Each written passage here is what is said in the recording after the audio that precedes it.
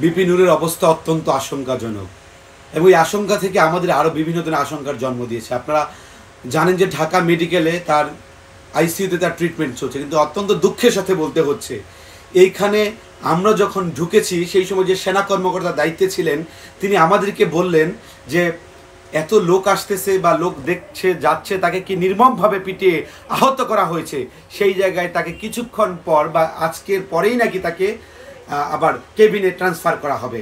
অথচ বিপি নূর এতটুকু অসুস্থ, এত খারাপ অবস্থা, এতটা আশঙ্কাজনক অবস্থা, আরও 36 ঘন্টা নিবিড় পর্যবেক্ষণের বিষয়টা ডাক্তার বোর্ড বলেছেন, কিন্তু অপরপক্ষে সেনাবাহিনীর যারা কর্মকর্তা রয়েছেন তারা বলছেন যে তাকে আগামীকালই তাকে আপনার কেবিনে দেওয়া হবে। তার মানেটা কি?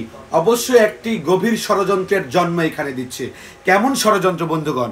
ষড়যন্ত্রটা হচ্ছে যে আমরা ভাবছি দেলোয়ার হোসেন সাঈদী মানুষকে, সুস্থ মানুষটাকে নিয়ে গেল পিজিতে এবং সে পরবর্তীতে স্লো পয়জন না কি পয়জন দিছে দিয়ে মাইরে ফেলাইল, এবং যে ডাক্তার ওর তদারকিতে ছিলেন তিনি কিন্তু আওয়ামী লীগের ছত্রছায়ায় তিনি বড় হয়েছেন, আওয়ামী লীগের ছত্রছায়ায় ছিলেন। সুতরাং সেরকম একটি প্রশ্নের জায়গা আমাদের সৃষ্টি হয়েছে, যেই লোকটা অসুস্থ আশঙ্কাজনক অবস্থায় তাকে কেন আপনার এই কেবিনে ট্রান্সফার করতে হবে? এই জায়গায় আমাদের সংশয় সন্দেহের জায়গা আরও বেশি পরিমাণ বেড়ে গেছে। আরেকটা ব্যাপার, আজকে অবশ্যই সেনা সদস্যদের এত হিম্মত নাই যে বিপি নূরের চেহারা, গণ অধিকার পরিষদের নেতৃবৃন্দদের চেহারা না চিনি, আমাদেরকে না চিনি, যারা দায়িত্বশীল তারা চেনার পরেও যখন বিপি নূরের উপর জন্তু হায়নার মতো হামলা করে, এইভাবে নির্যাতন করে মুমূর্ষ অবস্থা সৃষ্টি করে, তখন আপনাকে ভাবতে হবে যে এই জায়গায় উপর মহলে সেনা প্রধানদের কোনো প্রকার নির্দেশনার জায়গাটি রয়েছে কিনা। এবং ওনার যে ব্যক্তিগত নিরাপত্তা কর্মী শামস, উনি ফোন দিয়েছিলেন বিপি নূরকে, বলেছেন জাতীয় পার্টির বিরুদ্ধে যাতে কোনো প্রকার কথা না বলা হয়। সুতরাং তারাই চাচ্ছে কিনা জাতীয় পার্টির পুনর্বাসন, মানে জাতীয় পার্টির মাধ্যমে আওয়ামী লীগের পুনর্বাসন আপনাদেরকে আরও ভাবতে হবে, আরও চিন্তা করতে হবে। সুতরাং আমরা স্পষ্টভাবে বলি, এই নির্দেশনা সেনাবাহিনী এবং পুলিশ যৌথভাবে হামলা করেছে, এই হামলার নির্দেশনা দিয়েছে সেনাপ্রধান ওয়াকারুজ্জামান।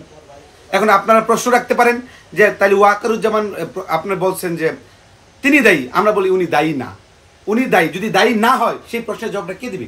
ওয়াকারুজ্জামানকে পরিষ্কার করতে হবে যে না, ওনার নির্দেশনায় হয়নি। যদি ওনার নির্দেশনায় গণ অধিকার পরিষদের শতাধিক নেতাকর্মী বিপি নূর সহ সকালে হামলা না করে থাকে, তাহলে সেনা সদস্যদের বিচার করেন, এই উত্তর তো তাদের দিতে হবে।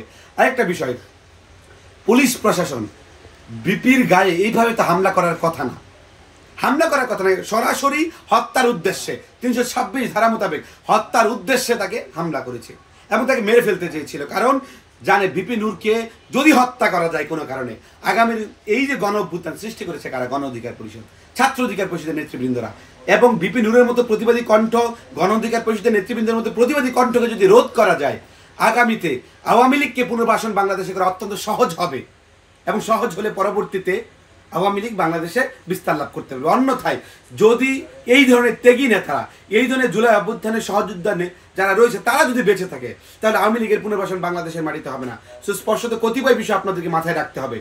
আজকে বিপি নূরকে কোনোভাবেই 36 ঘন্টা নিবিড় পর্যবেক্ষণ ডাক্তাররা পরামর্শ দিয়েছে রাখতে, সেটা আমাদের রাখতে হবে। এবং সরকারের পক্ষ থেকে বলা হচ্ছে উন্নত চিকিৎসার জন্য প্রয়োজনে দেশের বাইরে নেওয়া হবে, সেই ধরনের সহযোগিতা ছিটে ফোটা আমরা পাইনি, গণ অধিকার পরিষদ পাইনি, কোনো নেতৃবৃন্দ পাইনি। সুতরাং স্পষ্টভাবে আমরা বলতে চাই, আজকে কোনো প্রকার নীল নকশা যদি করা হয়, বিপি নূরকে যদি আমরা শঙ্কায় আছি যে আসলে তাকেও কোনোভাবে পৃথিবী থেকে সরানোর পরিকল্পনা হচ্ছে কিনা, যদি না হয় সেই প্রশ্নের জবাব প্রশাসনকে দিতে হবে, সেই প্রশ্নের জবাব সেনাপ্রধানকে দিতে হবে, সেই প্রশ্নের জবাব আর পুলিশ প্রধানকে দিতে হবে। সুতরাং অতি সত্বর আপনাদের মোটিভ, আপনাদের চিন্তাধারণা পরিষ্কার করুন। আমাদের লড়াই চলছে এবং জাতীয় পার্টিকে অচিরেই সরকারে নিষিদ্ধ করতে হবে। নিষিদ্ধ না করলে যা করতে হয় আমরা সকল রাজনৈতিক সেটাই করবো, আমরা প্রস্তুত হয়েছি।